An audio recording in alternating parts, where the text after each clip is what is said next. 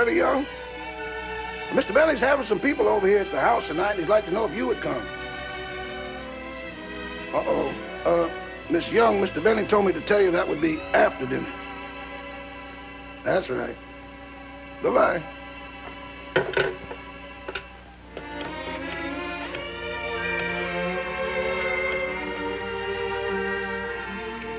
Hello, Miss Irene Dunn? This is Rochester over at Mr. Bentley's house. He'd like to know if you could come over tonight. He told me to be sure to tell you that that's...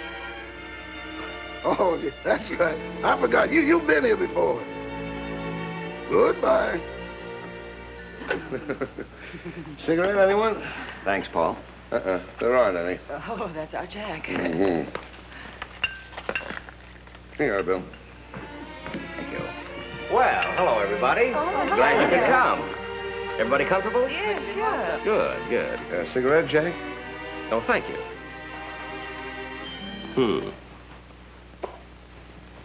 Now, the reason I asked you all over here is because I want you to meet Father James Keller, who is coming by in just a few minutes. He wants to talk to you about making a movie. Now, I know that everybody in Hollywood wants to make a movie, but this fellow happens to have a very good idea for one. You see, Father Keller is the head of the Christophers. Now, as some of you may know, the main idea behind this movement is to encourage more good, decent, normal people to take up careers that strongly affect the fate of this country. Like education, government, labor management, and in the fields of writing, like newspapers, books, magazines, motion pictures, radio, and television. Now, I know this is a pretty big order, but the Christopher movement has been sweeping the country.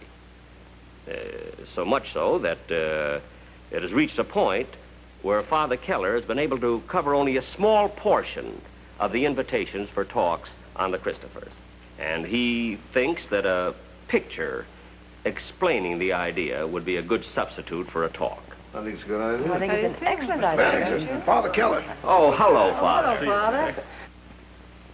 I suppose Jack told you that the chief purpose of the Christophers is to get more people of high purpose into the vital fields that affect, for better or for worse, the lives of the majority of mankind. The fields of teaching, government, writing, labor, social service, and library work.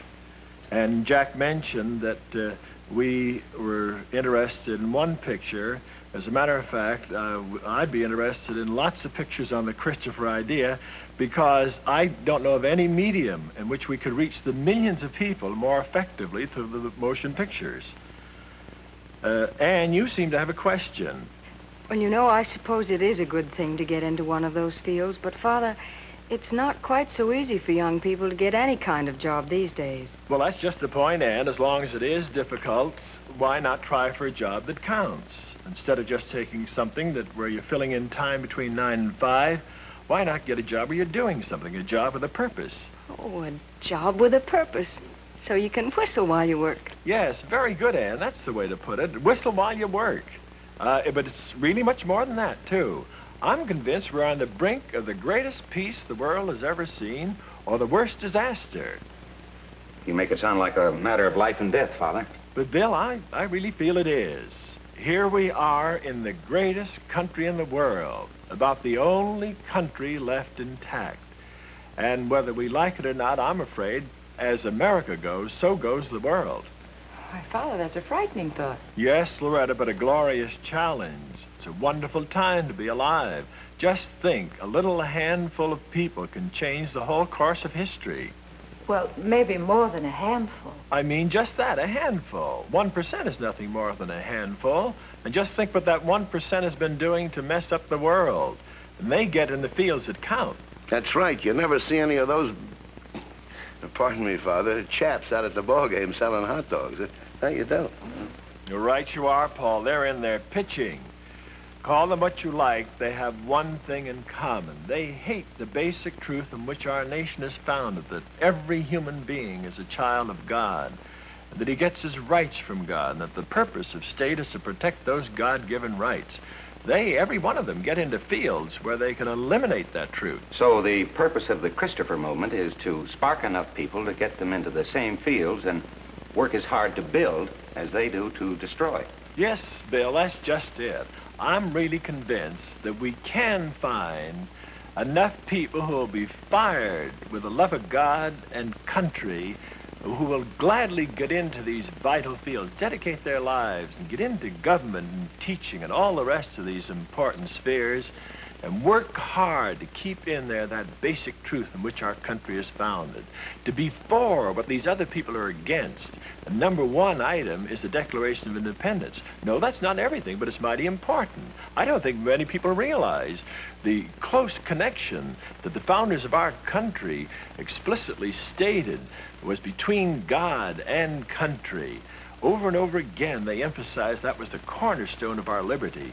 Then 4 times in the Declaration of Independence, they repeated over and over again that our liberty depends upon God. That's right. Do you know the Declaration, Paul? Naturally. It goes as follows. When in the course of human events it becomes necessary for one people to dissolve the political bonds which have connected them with another and to assume among the powers of the earth the separate and equal station to which the laws of nature and of nature's God entitle them. Remarkable, Paul. You're one of the first persons I've ever met that know that much of the Declaration. There's something I have here I'd like to show you. Right in the very first sentence of the Declaration, it states very explicitly that all law flows from God.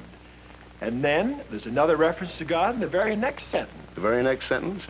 We hold these truths to be self-evident, that all men are created equal, that they are endowed by their Creator with certain inalienable rights.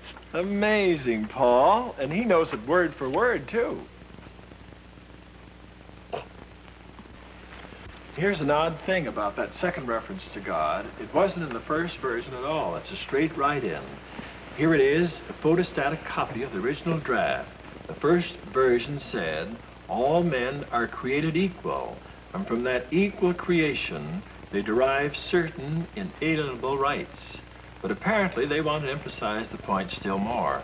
So you can see where Jefferson crossed out the phrase, from that equal creation, they derive certain inalienable rights, and wrote in the phrase, they are endowed by their Creator with certain inalienable rights. Now that's not the only change that was made in the Declaration. When it was submitted to the first Congress, they made several changes, several deletions, but they insisted on only 2 additions, and both those additions were reference to God, and they're both in the last paragraph. The last paragraph. The last paragraph. We, therefore, the representatives of the United States of America in General Congress assembled, appealing to the Supreme Judge of the world. Very good, Paul. Appealing to the Supreme Judge of the world. That's just the point they want to emphasize.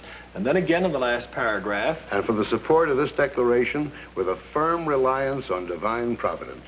Thanks a million, Paul. You were a big help. No reflection, Paul, but how did you learn all of that? Yeah, I'd like to know, too. Well, the teacher used to keep me in after school a lot. I bet I wrote that in the blackboard 5,000 times. I'll say this for the woman, though. She didn't have me writing cat and dog, or Paul was a bad boy. She must have a lot of that Christopher purpose we've been talking about. You know, that 1%'s a cozy group. All they want to do is tear the heart out of the Declaration. And that's bad enough, Bill, but they're out to do much more than that. They want to destroy the very pursuit of happiness, the whole reason for being, the joy of living that's come down through 20 centuries of Christianity. And for over 3,000 years, the Jews have carried the sublime truth that man is made in the image and likeness of God, that he has an eternal destiny. And all of this stands out ever so much more clearly when you think of what Adolf Hitler and Karl Marx said about their idea of the worth of the human being. Here are Hitler's words. He said, to the Christian doctrine of the infinite significance of the individual human soul, I oppose with icy clarity the saving doctrine of the nothingness and insignificance of the human being. And Karl Marx put it a slightly different way, but his idea was just the same.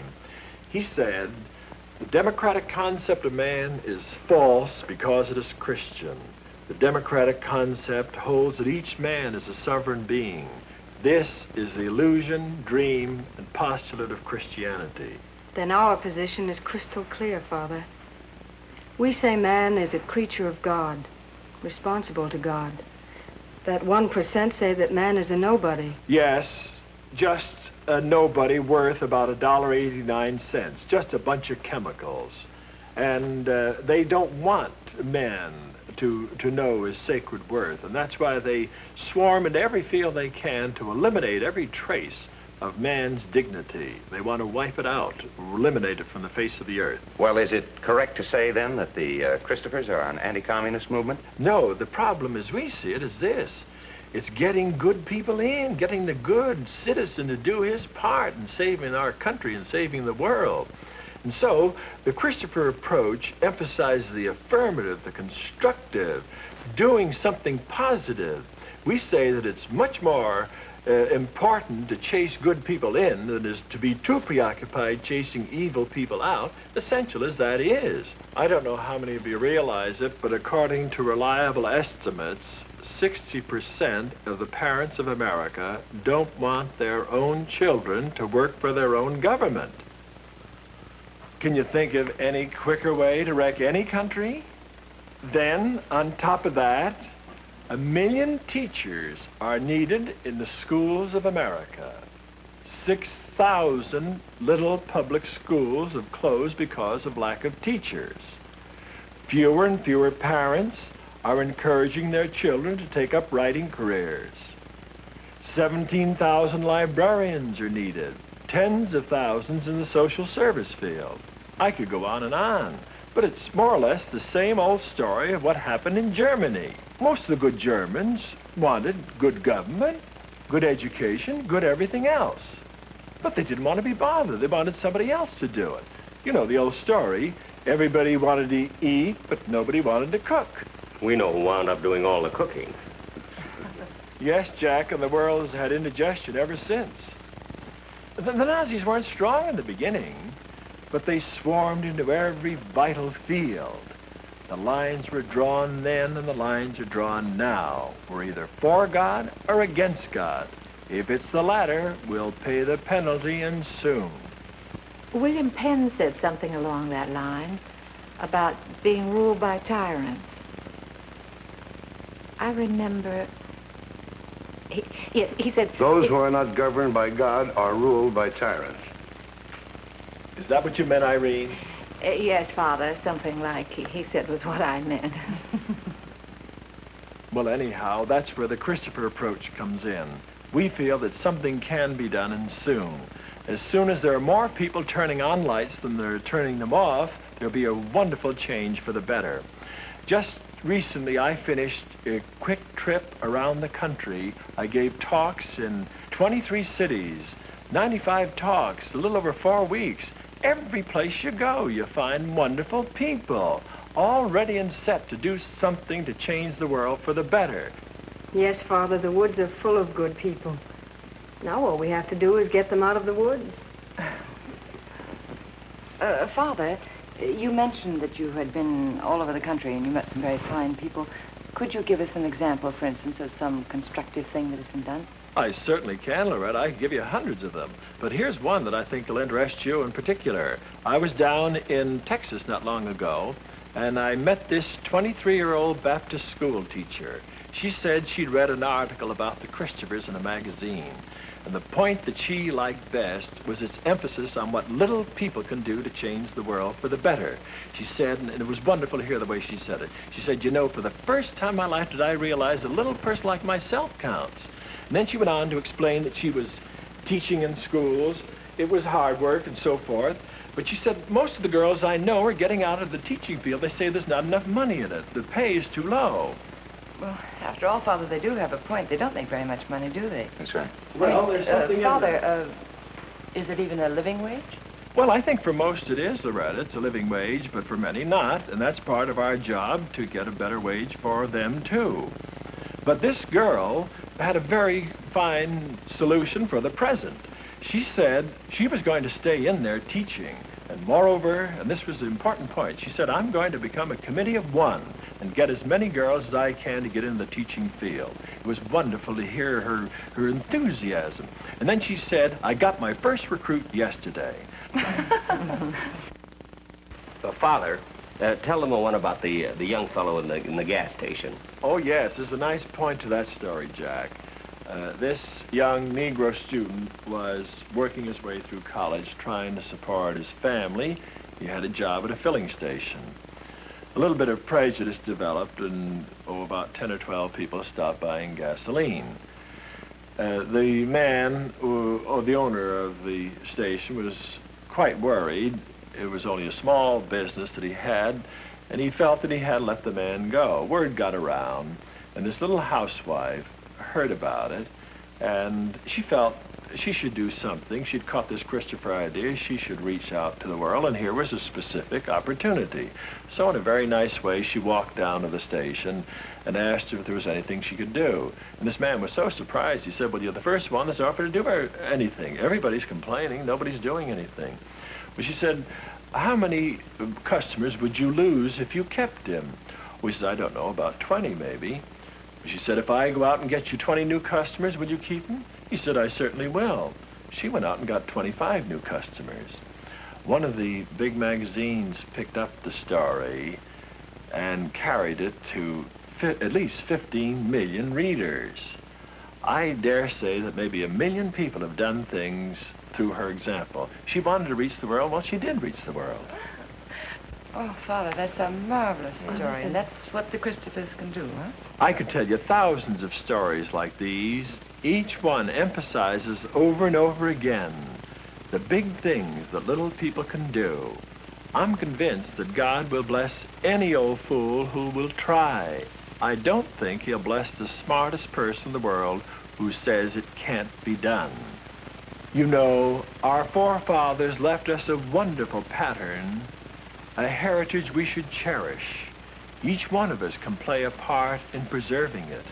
Yes, you and you and you and everybody else can do something to change the world for the better. Father, you have a customer. You can count on me too, Father. I'm in. I think I can speak for everybody. Why not? You've been doing it all evening. Oh, Irene. Father, I think what Paul means is that you don't have to take a vote. You can have a boost from all of us here. Because I really believe that everybody here is thrilled with the idea that all over the country there are people simple enough and wise enough to know that if you don't belong to the human family, you don't belong to anything. Well, in other words, if you don't stand for something, you'll fall for anything. That's right, Loretta. Very true. Father Keller, there's a couple of songwriters here wrote a song they thought maybe you could use. Their names are Johnny Burke and Jimmy Van Heusen. You remember them? They wrote that song, Would You Rather Swing on a Star, Carry Moonbeams Home in a Jar? Johnny Burke and Jimmy Van Heusen. Hello, Father. Hello, Johnny, Jimmy. Hello, Jack? Father. Oh, yes. They brought a fellow along with them that said he'd like to sing it. Claims he's a baritone. I didn't get his last name, but his first name is Bing. Oh, hello, Father. Hello, Bing. Well, a lot of major league talent you have here, huh? Well, good evening, Father. Good evening, Bing. Hi, Welcome to Jack. come. Hello, Bing. Say, Jack, the boys here have written a song that they think more or less suits Father Keller's purpose. Oh, then you know his work. Oh, certainly. Good, good.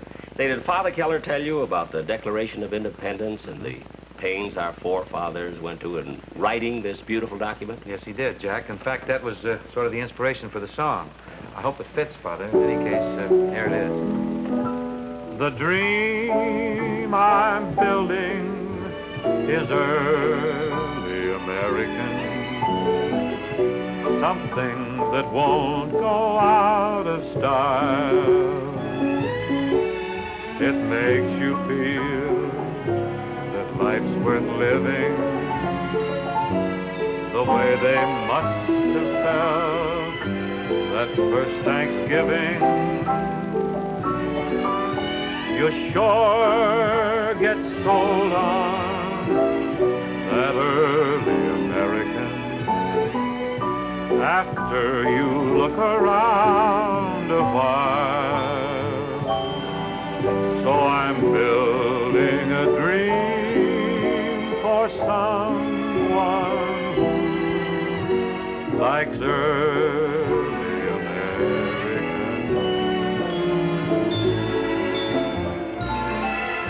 The dream I'm building is early American. Something that won't go out of style.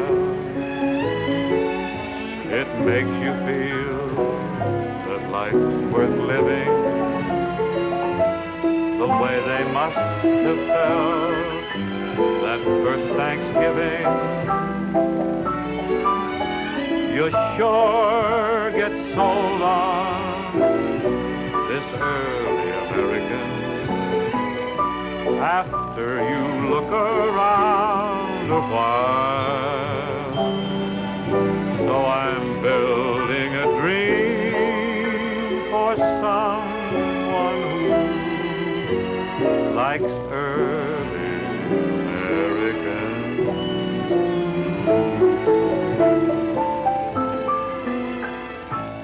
Think it works?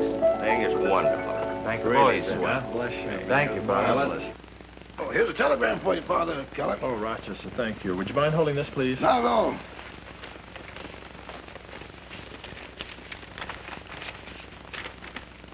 Oh, it's from Bob Hope. He wants me to phone him. Bob? Yeah. Oh, well, I'll get him for you. I'll get him on the phone. See, he lives right over here in North Hollywood. It's no distance at all, you know. Maybe, but that telegram says from Houston, Texas. Father, don't you think it'd be better to send Bob, write him a letter? You see, sometimes the written word, you can get so much more out of it, you know? Yeah, I know how you feel, Yeah. Jack, but Bob says phone him and right away. If Phone it makes him. any difference, I'll be glad to. Oh, now, wait a minute. No. Now, Father, please, no, certainly not. I'll get him on the phone for you. Yeah. What's the number? Jackson 4219, Mhm. Houston, Texas. I know about Houston. I know. Oh, operator, I'd like to get Mr. Bob Hope, please, in Houston, Texas. Yeah, the number is Jackson 4219. Gee, Jack, I hate to put you to this expense. Oh, listen, Father, let me explain something to you. Believe me, on the radio, I'm supposed to be a real cheap, stingy character, you see, but that's only to get laughs, that's all. You have to get laughs, but don't confuse that with the real me, because in real life, I'm not like that at all, you know.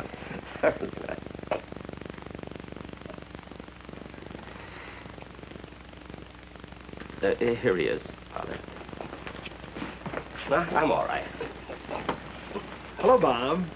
How are you? How is it down there? Fine. I hope to get down there myself in a few weeks. How's the weather? You asked him that already. Sure. Fine. Did Dolores go with you? Father, ask him what he wants. Bob, I'm at Jack's. Can you make it snappy? Yes, Father? Uh-huh. I can hardly hear you. Well, I have a little... Would you wait till I turn this Crosby record off? Just... Hey, fellas, will you pipe down? Will you? I'm talking long distance to Hollywood. It's expensive. How can I explain it to you? Jack Benny's paying for it.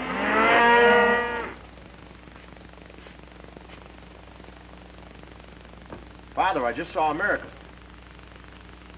Must be radio fans. Hey, Father, I'm sorry I wasn't at Jack Benny's house for the meeting. But I just want you to know I'm behind this project for the Christophers. Well, it seems like a good idea to me, getting the people back to the basic idea behind the Declaration of Independence. Yeah, you couldn't push a better product. Seems to me you don't hear much anymore about the Declaration. All you hear about is the Constitution and the Bill of Rights. But let's not forget for a moment that they don't add up to much if you pass up the Declaration. Yeah, and I'm sure there's a lot of folks here in Texas will be behind you. It's just their dish. Good luck, Father. Thanks a lot. I'll be seeing you. Bye-bye. Jack, I can't begin to thank you for this. It's marvelous. Don't thank me, Father. I want to thank you for the chance to help out on an idea as important as this. And of all the things you mentioned, the one that stands out in my mind is the part about the Declaration of Independence. Jack, it stood out in somebody else's mind, too. I wanted to tell the rest about it, but I didn't dare take any more of their time. I have a copy here of Lincoln's lost speech. If I may, I'd leave it with you. Well, Notice his magnificent language. Just read a bit of that. 1858. This was their lofty and wise and noble understanding that the justice of the Creator to his creatures, to the whole great family of man. In their enlightened belief, nothing stamped with the divine image and likeness was sent into the world to be trodden on and degraded and embruted by its fellows. Now, my countrymen, if you have been taught doctrines which conflict with the great landmarks of the Declaration of Independence, if you have listened to suggestions which would take from its grandeur and mutilate the symmetry of its proportions, if you have been inclined to believe that all men are not created equal in those inalienable rights enumerated by our Charter of Liberty, let me entreat you to come back. Return to the fountains whose waters spring close by the blood of the Revolution. Think nothing of me. Take no thought for the political fate of any man whomsoever, but come back to the truths that are in the Declaration of Independence. Do not destroy the immortal emblem of humanity, the Declaration of Independence. God bless you, Jack. God bless you too, Rochester. Thank you.